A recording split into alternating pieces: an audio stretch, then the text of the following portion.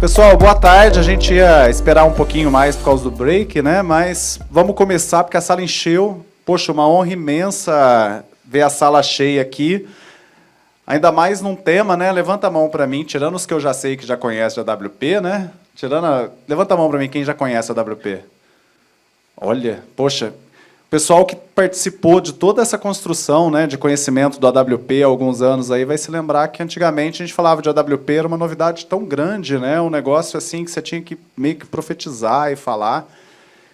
Então já fica o meu agradecimento a todo mundo que está aqui na sala, né, que participou desse processo ao longo dos anos aí, em vários clientes, né, é uma metodologia fantástica que chegou para ficar e que o ano passado, quando eu tive na conferência de AWP na Europa, o pessoal lá estava muito orgulhoso, né, do trabalho que acontece aqui no Brasil, né, de AWP e tudo mais. Então, assim, uma honra imensa estar falando desse tema aqui.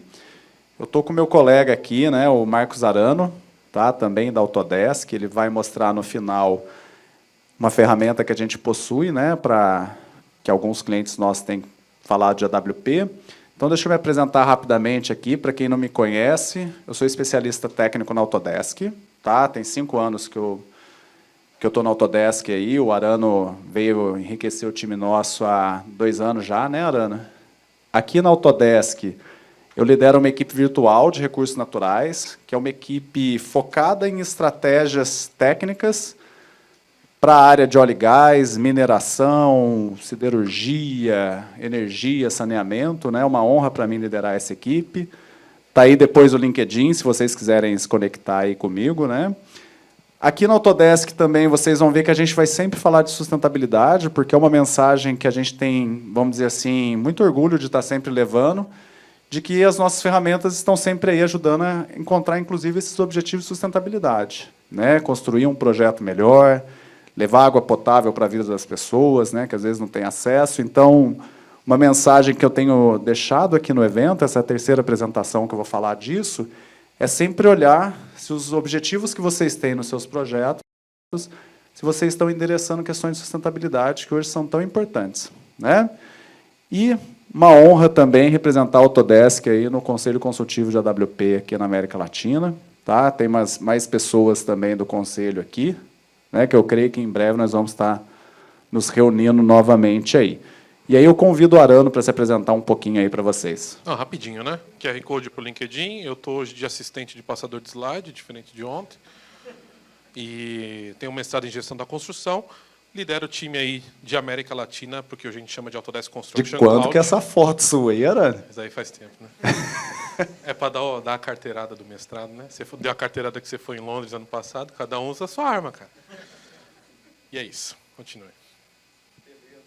Ligou. Aí, pronto, pessoal. Então, vamos lá, né? Vamos falar um pouquinho do que é o AWP. Então, eu vou trazer aqui, rapidamente, o que é a definição de AWP. Vou falar um pouquinho do histórico aí, desenvolvimento no mundo e no Brasil, tá?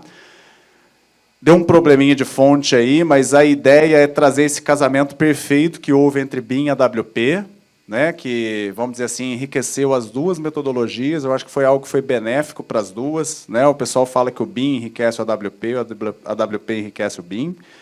E, no final, eu vou trazer 2 casos de referência aqui, se eu não me engano, para vocês, de AWP e BIM aqui no Brasil. Tá? Um é no Brasil, o outro é externo, mas vale muito a pena falar desses 2 casos, porque mostra aí tudo de bacana que o Brasil tem feito, inclusive, na área de AWP. Tá? Então, eu vou... Que pena que deu essa bagunça de fonte, porque esse slide estava bem bonito. Eu vou começar esse slide, não vou nem traduzir tanto, não, né? Porque eu acho que essa é uma frase muito interessante dessa pesquisa da COA, né? Que foi apresentada em 2005, acerca de AWP, e principalmente uma pesquisa que foi feita e realizada sobre o Workplace Planning, né?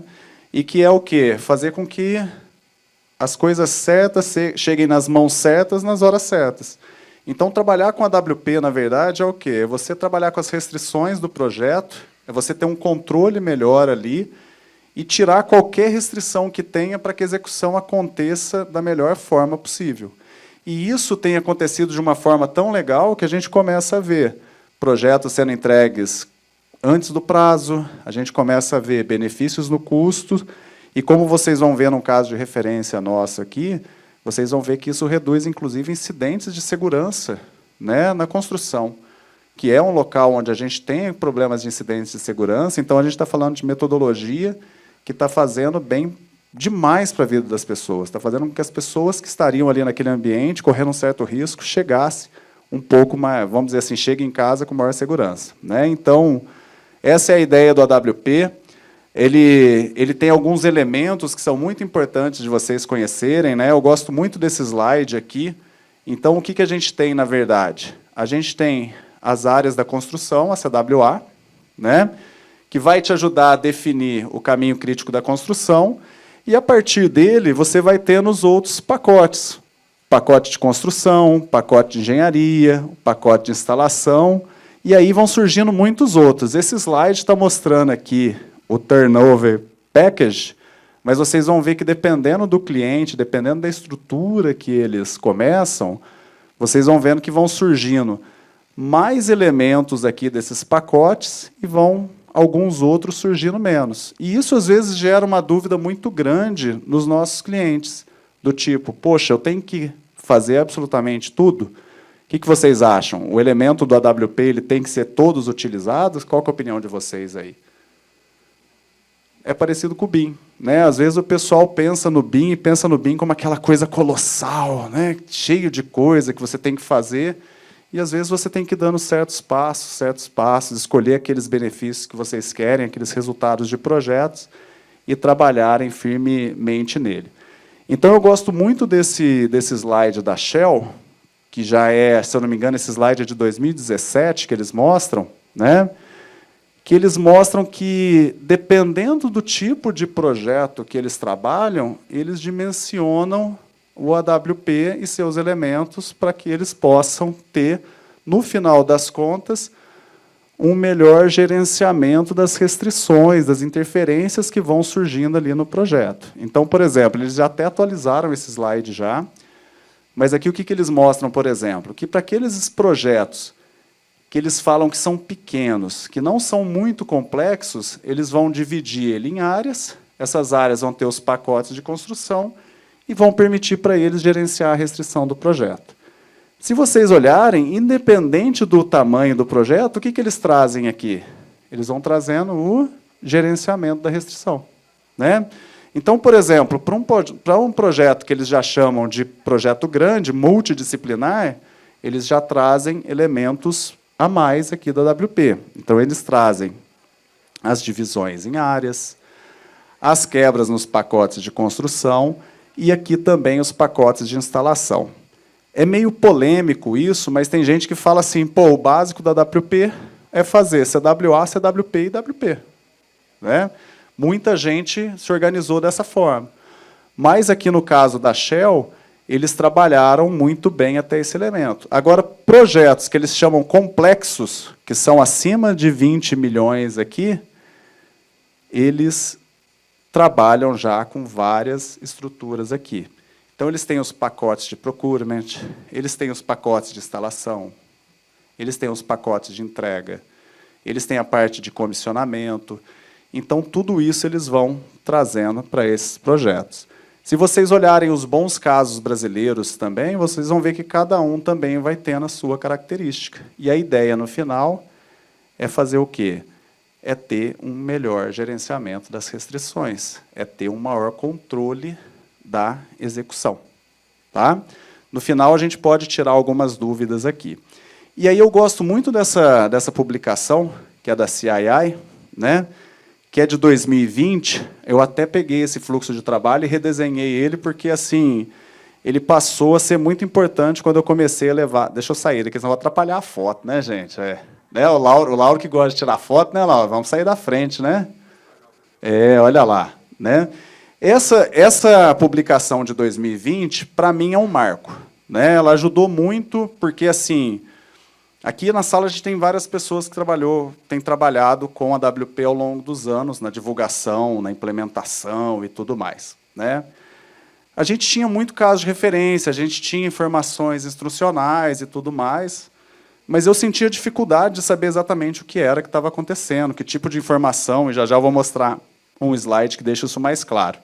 Mas o que eles fizeram? Eles vieram aqui e trouxeram informações a respeito do que eles querem chamar disso. Então, o que são as informações mínimas que tem que ter quando você vai quebrar em áreas o seu projeto?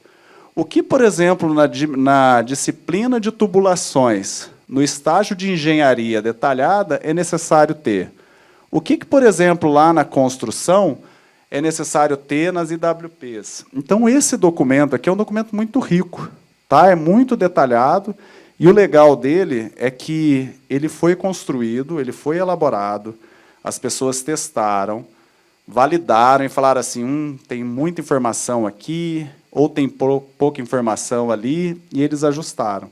Então, vale muito a pena depois vocês entrarem na página da CII e darem uma olhada nesses guias aqui, porque eles vão detalhar que nível de informação mínima, por exemplo, o seu modelo tem que ter e o que você pode adicionar de extras ali também. Tá? Mas vamos ilustrar isso. Eu adoro essa imagem aqui. Eu acho que daqui a uns 20 anos eu vou estar falando de AWP ainda, eu vou estar com essa imagem, porque ela é muito didática. Né? E quem estava ontem na minha apresentação sobre mineração, eu mostrei ela. Né? Aqui, pessoal, é um modelo, tá? Ele foi desenvolvido pela KBR, para a ExxonMobil. Tá? Ele contou muito com uma parceria de uma empresa chamada iConstruct. Hoje, essa empresa, inclusive, ela foi adquirida por um concorrente, Autodesk, mas ela continua desenvolvendo o seu plugin para o Navisworks, né? Que era o quê? Era um plugin para ajudar o pessoal a condicionar o modelo. Pegar um modelo que não está preparado para WP e condicionar ele para WP. E aí a ideia da KBR com a ExxonMobil foi muito legal, porque eles entendiam que eles tinham um BIM, mas eles não tinham um BIM do jeito que eles gostariam. Né? Eles tinham um modelo, o modelo era multidisciplinar, ele tinha fonte de tudo quanto é tipo de fabricante aqui. As informações que eles tinham era essa aqui, que deve estar dando para vocês verem que não serve para nada. Né? Poxa, vou clicar no elemento do modelo e falar, deixa eu ver a informação. Não serve para nada, não é mesmo? E aí eles reconstruíram esse modelo seguindo as diretrizes, trazendo do AWP. Que tipo de informação eu preciso ter? Como é que eu organizo meu modelo? Olha que diferença, pessoal, no modelo. Está vendo? Ó? Aqui eles já estão separadinho o modelo, com os pacotes de construção. Olha aqui as informações também direitinho. Ó. Um monte de informação que eles adicionaram aqui. Agora sim você consegue fazer o gerenciamento dessas informações. Né? Então, aqui a gente consegue ver claramente o que foi feito, no caso, para que você tivesse as informações todas no modelo e organizado. Então, por isso que eu falo que um foi feito para o outro. Né? O AWP ele nasce com modelos? Não necessariamente. Dá para fazer, inclusive, AWP sem modelos. Mas olha que diferença quando você tem um modelo 3D. A mesma coisa vale para o modelo. Dá para ter informação no modelo? Dá. É para isso que é o modelo BIM. Não é ter a informação? O AWP ele ajuda a dizer quais as informações serão necessárias lá na etapa da construção. Por isso que fala-se muito de pensar o fim desde o começo. Pensar na construção desde o início do projeto. Que tipo de informação você vai precisar ter na construção. Né? E aí eu vou mostrar esse caso fantástico da Vale. Né? O Kleber está aqui representando a Vale, eu sei que tem o pessoal que participou aqui, né, Luciano? A Luciana tem bastante orgulho desse caso aqui, né, porque eu sei que ela participou desde do começo. É a equipe de descaracterização de barragens, né, um projeto extremamente sério, um projeto extremamente importante. Né? E qual que era a ideia deles com esse projeto? Que eles pudessem ter uma melhor rastreabilidade das informações, né? Que eles pudessem aumentar a produtividade da equipe. Poxa, isso aqui para mim é fantástico. Reduzir os incidentes de segurança. Né? E aí, em relação ao controle, eles conseguiram, graças a esse trabalho todo desenvolvido, essa WP bem estruturada, eles conseguiram ter um controle para cada elemento executado ali.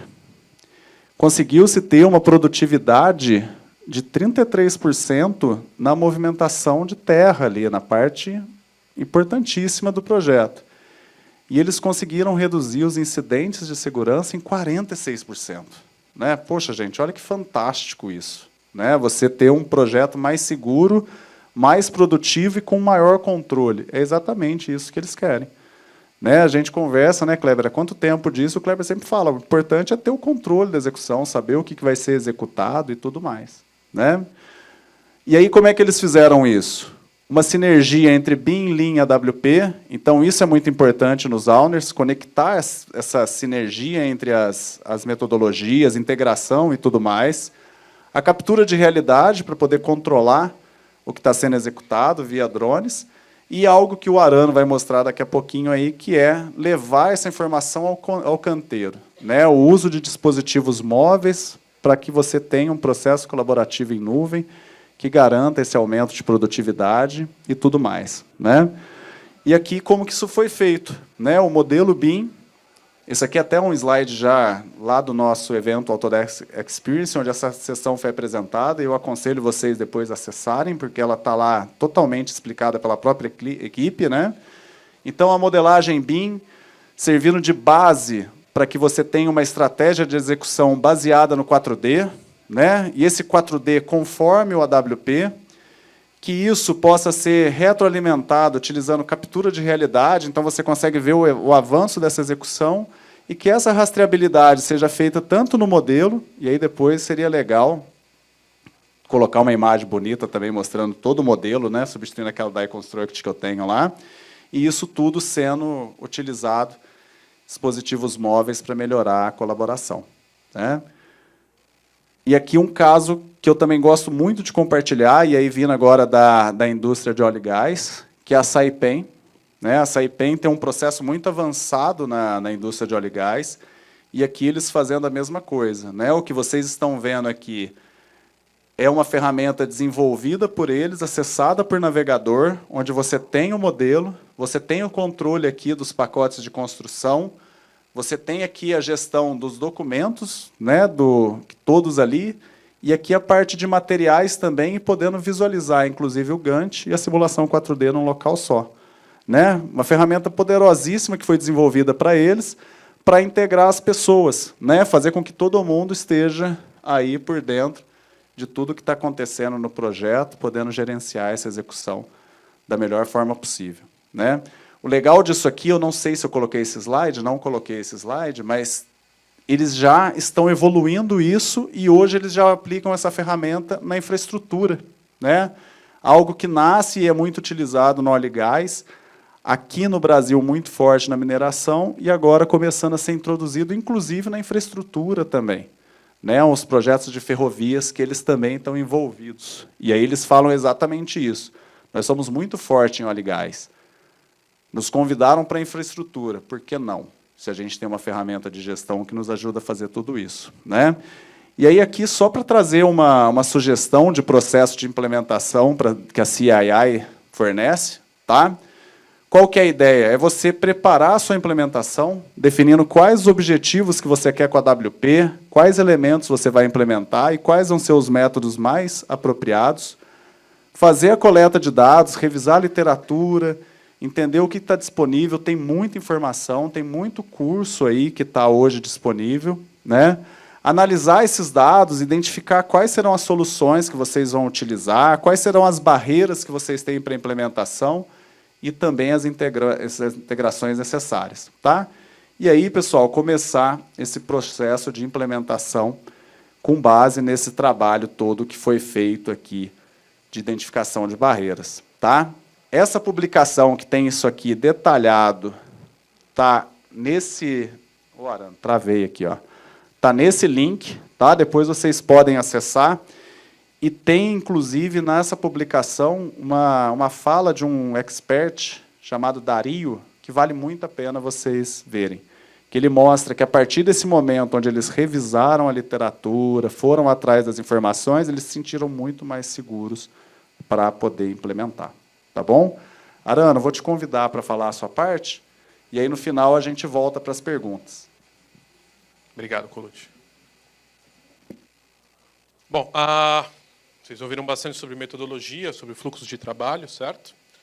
E integrações, né? A gente viu muito sobre Navisworks, mas também produtos desenvolvidos especialmente para fluxos de certas empresas, das mais diversas magnitudes. Tá? O que eu queria mostrar aqui é um pouco o que a Autodesk oferece de prateleira, de produto pronto, para que vocês possam implementar esses fluxos, tá bom? Então, eu não vou comentar muito sobre camper, sobre canteiro. Ontem eu acabei comentando, mas nesse processo de descaracterização de barragens, né, a própria Veron pode falar muito melhor do que eu, quão importante foi isso, poder trazer as incidências do campo, as RFIs e por aí vai, digitalizar esse QA, QC do campo. Mas vamos pensar um pouquinho agora mais focado em AWP, em 5 minutos, certo?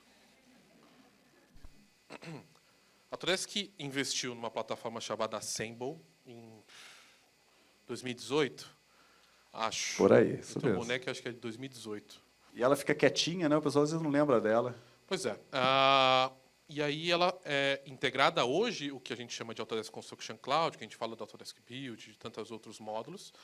Ela só não está no mesmo link, mas ela consome os modelos tanto do ambiente comum de dados, quanto via plugin de Civil 3D, de Navisworks, de Revit, por aí vai. Tá? Então, eu queria mostrar um pouquinho do que metodologia e fluxos que o Colucci praticou aqui com vocês, agora num produto pronto, que, inclusive, por ser uma aquisição, tem outros tipos de implementação. Ela já não é mais baseada em usuários. Tá? Uma utilização e implementação do Assemble na empresa de vocês significa projetos e usuários ilimitados. Por quê? Porque aqui a gente está trabalhando estimativas, Quantity Takeoff, AWP e uma ponta na operação.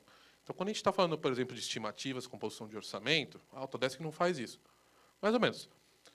Vocês estão conhecendo o Assemble e podem contar um pouquinho da palavra da Construction Cloud agora.